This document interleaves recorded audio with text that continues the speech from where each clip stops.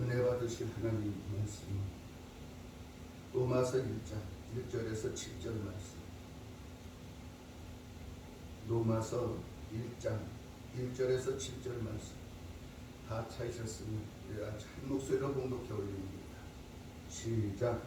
예수 그리스도의 종 바울은 사도로 부르심을 받아 하나님의 복음을 위하여 택정함을 입었으니 이 복음은 하나님이 선지자들을 통하여 그의 아들에 관하여 성경에 미리 약속하신 것이라. 그의 아들에 관하여 말하면 육신으로는 다윗의 혈통에서 나셨고 성결의 영으로는 죽은 자들 가운데서 부활하사 능력으로 하나님의 아들로 선포되셨으니 곧 우리 주 예수 그리스도시니라. 그로 말미암아 우리가 은혜와 사도의 직분을 받아 그의 이름을 위하여 모든 이방인 중에서 믿어 순종하게 하나니 너희도 그들 중에서 예수 그리스도의 것으로 부르심을 받은 자니라. 로마에서 하나님의 사랑하심을 받고 성도로 부르심을 받은 모든 자에게 하나님 우리 아버지와 주 예수 그리스도로부터 은혜와 평강이 있기를 원하노라. 아멘.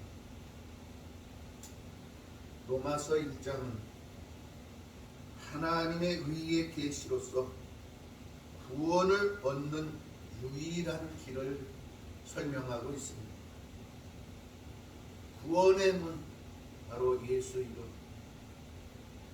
구원의 나라, 바로 하나님의 통치의 나라. 바로 이것은 주님의 은혜로 되는 것입니다. 로마서 1장 1절에서 7절 말씀은 로마 교회를 향한 바울의 인사말을 기록하고 있는데 1절에 예수 그리스도의 종 바울은 사도로 부르심을 받아 하나님의 복음을 위하여 택정함을 입었으니, 바울이 예수 그리스도의 종이란 이 뜻은 문자 그대로 주인에게 복종하는 노예 같은 단어로서 유일하시고 주인 되시는 하나님의 뜻에 복종하기 위하여 예수 그리스도의 사도로 부름을 받았다는 것을 설명하고 있습니다. 복음의 소명을 다하기 위하여 바울은 종으로 택정함을 받았다는 것인데, 바울은 다메섹 도상에서 예수님의 음성을 듣고 난 후 하나님께서 자신을 종으로 선택하셔서 복음을 전하는 사도로 구별하셨고 예수 그리스도의 종 사도로 부르셨다는 것을 설명하고 있습니다. 이렇게 바울은 한 번 선택을 받고 주님의 뜻을 전하기 위해서 한 번도 흔들리지 않았다는 것. 오로지 주님의 종으로, 주님의 사도로, 주님의 복음만을 위하여 자신을 선택해 준 하나님께 감사하면서 복음을 전한 그런 사도입니다. 2절의 이 복음은 하나님이 선지자들을 통하여 그의 아들에 관하여 성경에 미리 약속하신 것이라.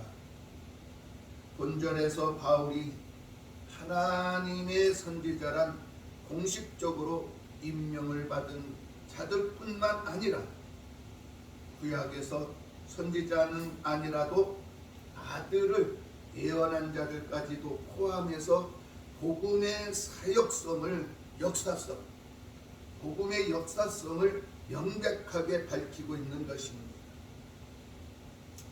시편 132편 11절에서 12절을 봅니다. 시편 132편 11절에서 12절 말씀. 우리 다 찾으셨으면 다 같이 한 목소리로 공독해 올립니다. 시작. 여호와께서 다윗에게 성실히 맹세하셨으니 변하지 아니하실지라. 이르시기를 내 몸의 소생을 내 왕 위에 들릴지라. 내 자손이 내 언약과 그들에게 교훈하는 내 증거를 지킬진대 그들의 후손도 영원히 내 왕 위에 앉으리라 하셨도다. 아멘. 이 시는 찬양시로서 예루살렘을 방문하는 순례자들이 메시아를 고대하면서 불렀던 찬양입니다. 사도행전 2장 30절에서 32절에 그렇게 기록하고 있습니다. 성경에서 미리 예언한 약속된 복음의 복된 약속을 받아들이는 사람들은 두렵고 떨림으로 받아들여야 합니다. 에베소서 1장 13절에서 14절을 봅니다. 에베소서 1장 13절에서 14절 말씀. 에베소서 1장 13절에서 14절 말씀 다 찾으셨습니다. 다 같이 한 목소리로 봉독되는데 시작. 그 안에서 너희도 진리의 말씀 곧 너희의 구원의 복음을 듣고 그 안에서 또한 믿어 약속의 성령으로 인치심을 받았으니 이는 우리 기업의 보증이 되사 그 얻으신 것을 속량하시고 그의 영광을 찬송하게 하려 하심이라. 아멘. 또 고린도후서 9장 13절에서 14절을 보면 이 증거를 삼아 너희가 그리스도의 복음을 진실히 믿고 순종하는 것과 그들과 모든 사람을 섬기는 너희의 후한 연고로 말미암아 하나님께 영광을 돌리고 또 그들이 너희를 위하여 간구하며 하나님이 너희에게 주신 지극한 은혜로 말미암아 너희를 사모하느니라. 그리고 성경에 미리 약속하신 것은 여기서 약속이란 예언과는 다른 것입니다. 약속은 반드시 하나님께서 말씀하신 대로 그 약속을 반드시 지키신다는 것이고 예언은 단순히 약속을 장래에 이루어질 것이라는 것. 예언과는 약간 다르지만 약속과 예언은 일맥상통한다고도 봅니다. 그러나 약속과 예언은 다르다. 그래서 이렇게 복음은 꼭 선지자들만 전한 것이 아니라 성경에 나오는 여러 인물을 통해서 복음은 전해져 왔던 것입니다. 3절에 그의 아들에 관하여 말하면 육신으로는 다윗의 혈통에서 나셨고 바울은 하나님의 아들이라고 분명하게 밝히면서 육신으로는 다윗의 혈통에서 나셨다는 것은 죄로 오염된 인간의 연약함을 드러내기 위한 것이며 성경은 분명하게 다윗의 후손이 메시아로 갖추어야 할 조건이 필요하였기 때문입니다. 사무엘하 7장 12절을 봅니다. 사무엘하 7장 12절. 사무엘하 7장 12절 다 차시고 다 같이 읽습니다. 시작. 내 수완이 차서 내 조상들과 함께 누울 때에 내가 내 몸에서 날 내 씨를 내 뒤에 세워 그의 나라를 견고하게 하리라. 아멘. 그리고 이사야 11장 1절에는 이새의 줄기에서 한 싹이 나며 그 뿌리에서 한 가지가 나서 결실할 것이요. 이렇게 다윗의 후손으로 메시아가 이 땅에 오신다는 것을 성경은 분명히 기록하였고 그 내용을 바울은 지금 전하고 있는 것입니다.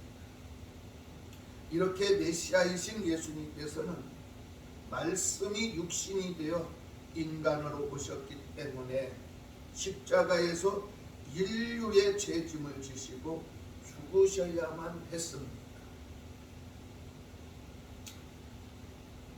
어떻게 보면 우리는 다 우리 스스로가 지은 죄 때문에 예수님이 죽으셔야만 했던 이 아픔, 이 고통을 주님만 겪으시고 있습니다. 내가 살면서 지은 죄로 인하여 얼마나 고통스러워하고 괴로워하는가. 우리는 한번 우리 스스로를 생각해 봐야 할 것입니다. 그렇습니다. 모든 우리의 죄와 허물은 다 주님 십자가에 못 박으라고 던져놓고 우리는 지금도 툭하면 죄짓고 산다는 것이죠. 이 주님이 십자가를 지신 이 고통, 이 아픔을 우리가 조금이라도 생각하면서 이해하려고 노력한다면 아마 죄 짓지 못할 것입니다. 그래서 우리는 예수님을 깊이 생각하며 살아야 합니다. 항상 주님은 나를 위해 제물이 되셨다는 것을 잊지 마시기 바랍니다. 4절에 성결의 영으로는 죽은 자들 가운데서 부활하사 능력으로 하나님의 아들로 선포되셨으니 곧 우리 주 예수 그리스도시니라. 바울은 예수 그리스도가 인성으로는 다윗의 혈통에서 나신 이유가 메시아로서 갖추어져야 할 필요성이 다윗의 후손으로 오셔야만 하셨기 때문입니다. 그리고 예수님께서는 죄에 오염되지 않은 성결의 영, 즉 성령으로 잉태되어서 마리아 몸을 빌려서 이 땅에 오시게 된 것을 마태복음 1장 18절은 증언하고 있습니다. 영원 전부터 하나님의 아들이신 예수 그리스도가 죽은 자들 가운데서 부활하셔서 인성과 신성의 두 가지를 성품을 가지신 것은 하나님의 능력으로 메시아의 사역을 완성하시기 위하여 하나님의 아들로 선포되신 분이 우리가 알고 있는 또 우리가 믿는 주 예수 그리스도시라는 것입니다. 만약에 바울이 전하는 예수님의 인성과 신성을 믿지 못한다면 우리들은 영원한 생명의 복음과는 무관한 존재가 되고 마는 것입니다. 우리 주 예수 그리스도께서는 부활하심으로 하나님의 아들로서 영광을 밝히 증거하고 있는 것입니다. 그러므로 바울이 증거하고자 하는 것은 부활한 예수 그리스도는 메시아로서 구속 사역을 완성하시고 아버지 보좌 우편에 앉으시고 하늘과 땅의 모든 권세로 다스리시기 위하여 부활 승천하셨다는 것입니다. 5절에 그로 말미암아 우리가 은혜와 사도의 직분을 받아 그의 이름을 위하여 모든 이방인 중에서 믿어 순종하게 하나니. 바울은 자신이 사도의 직분을 받은 것은 예수 그리스도의 전적인 은혜로 주어진 것이라고 분명하게 밝히면서 자신이 사도가 된 것은 오직 예수 이름을 이방인들이 믿고 믿음과 순종의 역사가 일어나게 하는 것이라고 가르치고 있습니다. 그렇습니다. 바울은 이렇게 설명하고 있는데 오늘날 많은 믿음의 일꾼들은 그렇지 않은 것 같습니다. 예수를 전하면서도 나타나는 능력은 내가 잘나서, 내가 믿음이 있어서, 내가 기도 많이 해서 내가 능력이 있다 이렇게 말합니다. 바울은 그렇지 않습니다. 이방인들이 믿고 믿음과 순종의 역사가 일어나고 나 또한 예수를 믿고 예수께 순종하고 이 믿음이 너희에게도 전해지고 또 너희의 믿음이 또 이방인들에게 전해지기를 바란다는 것입니다. 그래서 우리는 어떤 능력, 어떤 기적이 일어나도 그것은 내가 가진 능력이 아니라 내 안에서 역사하시는 예수님의 도구로 쓰실 뿐이라는 것입니다. 그래서 예수 그리스도의 도구로 쓰임받는 믿음의 사람이 온전한 사람이라는 것을 믿으시기 바랍니다. 6절에 너희도 그들 중에서 예수 그리스도의 것으로 부르심을 받은 자니라. 성도는 교회만 다닌다고 해서 붙여진 이름이 아니라는 것입니다. 예수 그리스도의 것이라는 것입니다. 내가 주님 믿고 구원을 받아서 하나님의 자녀가 되었다. 그러면 우리는 성도입니다. 그런데 이 성도는 그냥 된 것이 아니라 그리스도의 것, 내가 그리스도의 것으로 인정이 되어야 합니다. 그리고 그리스도의 것은 내 자신도 내가 내 마음대로 할 수 없는 것입니다. 왜? 나의 모든 것은 주님의 것이기 때문에 그렇습니다. 그러므로 성도는 예수 그리스도에게 속한 것뿐만 아니라 예수 그리스도와 연합하여 하나의 존재라는 것을 믿어야 합니다. 그래서 성도가 실수하면 예수가 욕먹습니다. 또 성도가 실수하면 그 교회가 욕먹습니다. 저 사람 어느 교회 다니는데 왜 저래? 저 사람은 예수 믿는 사람이 왜 저래? 절대로 성도를 나무라는 것이 아니라 먼저는 교회를 나무라게 되고 예수 그리스도를 나무라게 된다는 것입니다. 왜? 우리는 성도는 주님과 연합해서 하나의 존재이기 때문에 그렇습니다. 고린도전서 8장 6절을 봅니다. 고린도전서 8장 6절.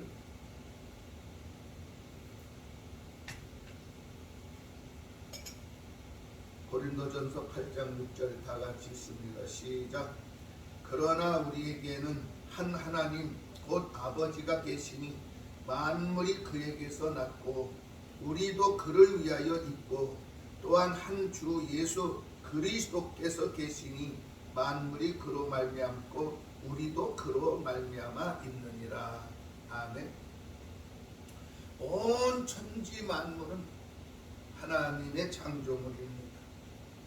그래서 하나님이 계시니 만물이 하나님에게서 난 것이고 또 우리 또한 하나님을 위하여 있다는 것. 그래서 주 예수 그리스도께서 만물이 예수님이 만드신 것이지만 우리도 또한 주님의 것으로 있는 것이다. 그래서 우리는 언제 어디서 무엇을 하든지 예수 그리스도를 잊어서는 안 됩니다.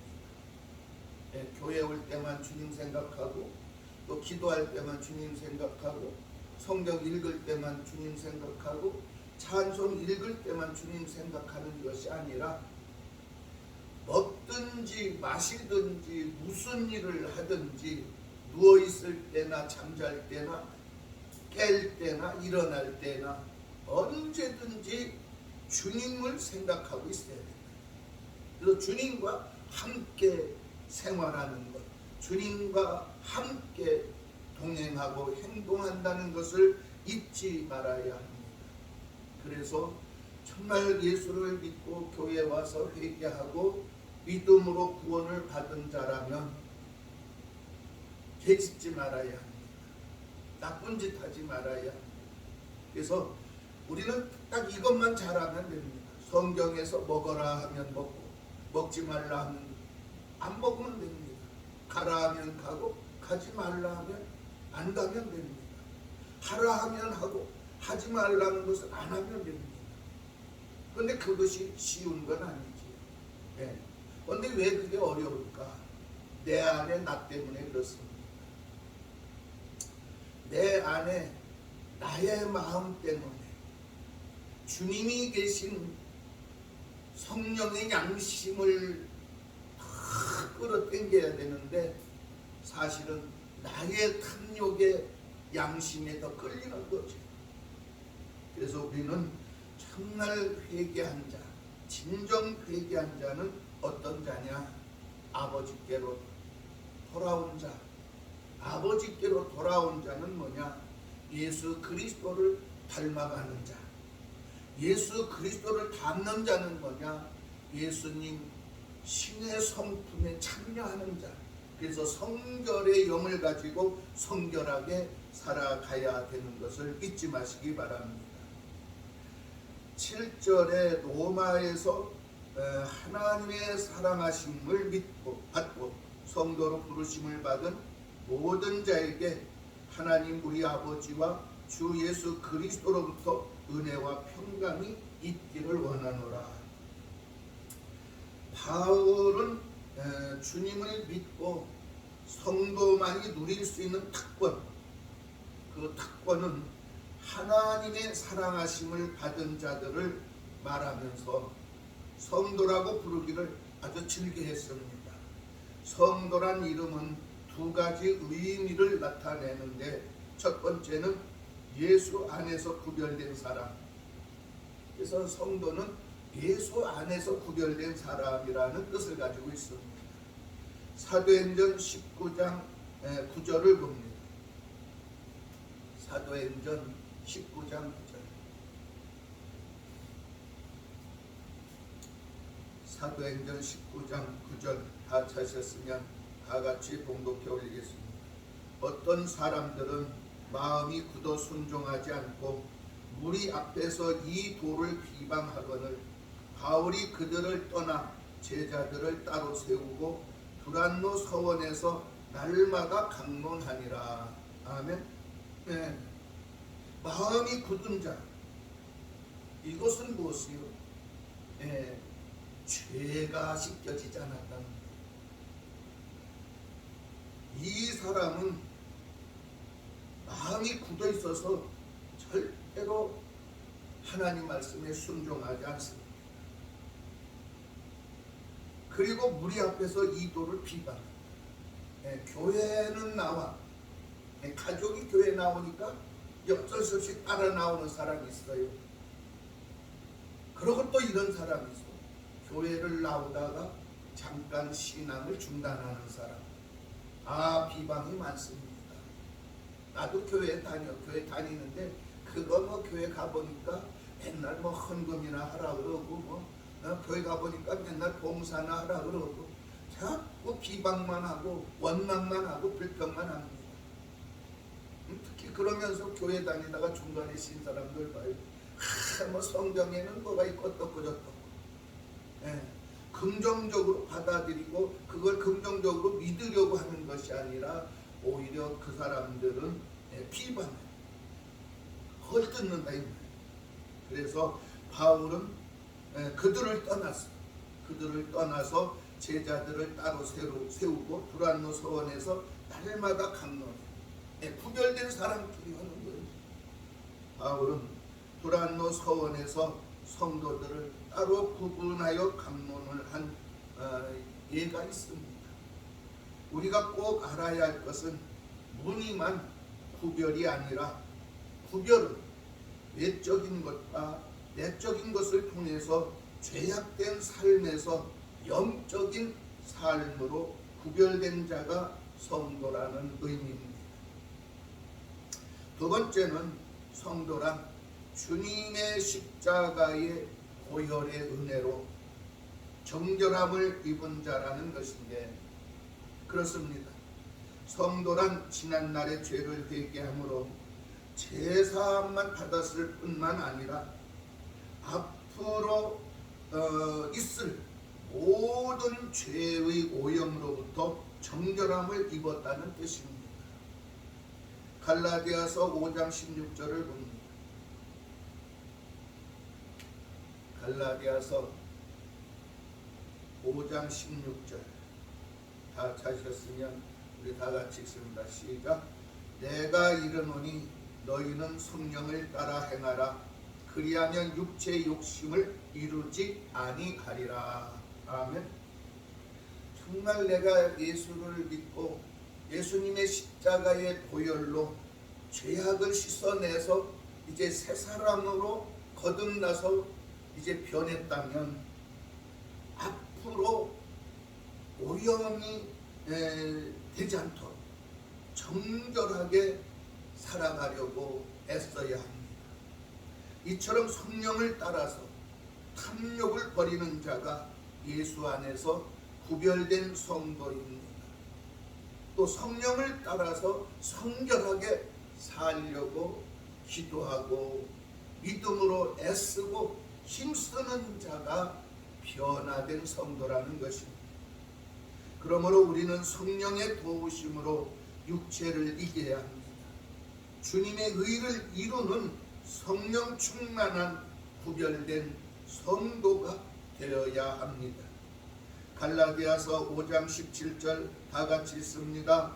육체의 소욕은 성령을 거스리고 성령은 육체를 거스르나니 이 둘이 서로 대적하므로 너희가 원하는 것을 하지 못하게 하려 함이니라. 아멘. 그래서 내가 성령으로 충만하지 않고 성령으로 충만한 생활을 이루기 위해서는 기도해야 합니다. 그래서 육체가 자꾸 하려고 하는 것은 성령 충만하면 그것을 제재를 하게 되고, 내가 성령이 약해지면 믿음이 충만한 생활을 하지 못하면 자꾸 육체가 하려고 하는 것을 하려고만 합니다. 그래서 성령이 하려고 하는 걸 못하게 하는 거예요. 그래서 우리는 교회를 다닌다면 또 예수를 믿고 구원을 받은 자라면 못을 박아야 합니다. 예수님이 십자가에서 나의 죄악과 사망과 저주를 못 박아 놓으신 것처럼 우리도 내 마음을 못 박아야 돼. 예수 이름으로, 예수의 사랑으로, 진리의 말씀으로, 성령 충만함. 그래서 우리는 결심이 필요한 거예요. 이 못 박는다는 건 결심이거든요. 그래서 교회를 가면 11조도 해야 하고, 또 깨달을 때 감사도 해야 하고, 봉사도 해야 하고, 또 주일날은 교회 가서 예배를 드리고, 또 교회에서 무슨 행사가 있으면 빠지지 말고 참석을 하고, 이런 것을 하려고 내가 결심하고 결단했을 때 가능합니다. 그런데 우유부단하면, 믿음이 이것도 아니고 저것도 아니면 어떤 때는 11조도 하고 또 어떤 때는 11조 안 하고, 믿음이 조금 생기면 해. 그러다 또 거기 좀 가라앉으면 또 또 안 해. 봉사도 마찬가지야. 이게 자꾸 육과 성령의 소욕이 싸우기 때문에. 그래서 우리는 내 육을 억누르고 지배하고 정말 하나님 나라의 기쁨과 하나님 나라의 소망을 가지고 주님이 주신 사명을 감당하기 위해서는 깨어 기도하고 성령 충만한 사람, 그래서 아주 믿음으로 결단해서 나는 천국 사람이다. 어차피 내가 이후에 천국 갈 사람인데 왜 이 땅의 것에 내가 땀을 흘리고 수고하고 힘쓰고 애써서 하나님 나라에 죄를 짓느냐, 이 말이야. 그래서 죄는 짓지 말자. 열심히 살아야죠. 이 땅에서도 우리가 열심히 살아야 돼. 그러나 허락된 범위 안에서 열심히 살아야 돼. 또 믿음도 허락된 범위 안에서 열심히 하자는 것입니다. 그래서 은혜와 평강은 신약 서신에서 인사말로 주로 바울이 사용했습니다. 평강은 구약 시대에 보편적으로 사용한 언어이기도 합니다. 그래서 은혜는 주님의 십자가의 사랑으로 믿음의 시작입니다. 평강은 믿음의 결과라고 생각하면 됩니다. 그래서 정말 은혜로 시작해서 우리가 평강을 누리는 것, 이것이 믿음. 그리고 평강은 단순히 안식과 평강만 의미하는 것이 아니라 은혜란 그리스도인의 삶 속에서 모든 것의 원천, 생명이시며 근원이신 바로 예수 그리스도의 샘의 근원이다. 그리고 평강은 그리스도의 삶과 생활 속에서 은혜의 열매입니다. 그러므로 주님을 떠나 사는 사람들에겐 결코 이런 은혜나 이런 평강의 축복이 없다는 것, 늘 불안합니다. 저도 참 예수를 믿고 복음을 전하다가 세상에 일을 한 적도 있습니다. 그런데 세상 일이 잘 되면 잘 될수록 믿음에 이끌리는 사람은 뭐냐? 불안함이 와요. 아, 이러다가 내가 정말 주의 일을 그만두고 이제 이거 돈 버는 일로 나서는 거 아닌가? 자꾸 이런 불안함, 이런 걱정. 이제 그러다 보니까 저는 한 1년 열심히 했습니다. 돈도 열심히 벌고. 그러고 정말 이제 정리해야 되겠다. 한참 막 돈이 잘 벌리고 한참 재미있을 때 정리했습니다. 왜? 그때 정리하지 못하면 못할 것 같아서. 그런데 지금 생각해 보면 그때 정리하기로 참 잘했구나. 그때 정리하지 못했더라면 아마 지금까지도 그 일을 하고 있지 않을까. 그러면 늘 불안함 속에서 살아가는 거예요. 늘 마음의 평안은 어디서 오냐? 그리스도의 사랑입니다. 주님이 나를 사랑하지, 주님이 나와 함께하지, 주님이 나를 보살펴주지, 주님이 절대로 나를 떠날 일도 배신할 일도 없으니까 나는 주의 것이야. 주님 뜻대로 되는 거야. 아주 평안합니다. 그리고 감사가 넘칩니다. 한 번도 그 일을 그만둔 이후에 뭐 남한테 뭐 끌어다니길 했나, 뭐 남한테 싫은 소리를 듣나, 그저 그냥 내가 주님 앞에 기도하고 주의 복음 전하고 주님이 주신 일 열심히 하면 이게 축복이고 이게 행복이라는 것을 이제 와서야 깨닫게 되고 이제 와서야 감사하게 된다는 것이죠. 그때는 그걸 아주 놀려고 할 때는 야, 이렇게 돈이 잘 벌리는데 이걸 어떻게 놓지? 이런 생각도 많이 들어요. 이 돈을 좀 더 벌어서 뭐 가난한 사람도 돕고 뭐 헐벗는 사람도 입히고 굶주린 먹이고, 그거는 무미야 무미. 그냥 입으로만 하는 거죠. 실질적으로 돈이 들어오면 더 많은 것을 누리고 더 많은 것을 쌓아놓으려고 쉽지 않은 거예요. 그래서 정말 우리는 이제 주님 안에서 구별된 삶을 살자. 성결의 삶, 정말 이제 은혜의 평강의 사람이 되자. 그래서 언제나 주님과 함께라는 것, 주님이 나와 함께 있다는 것.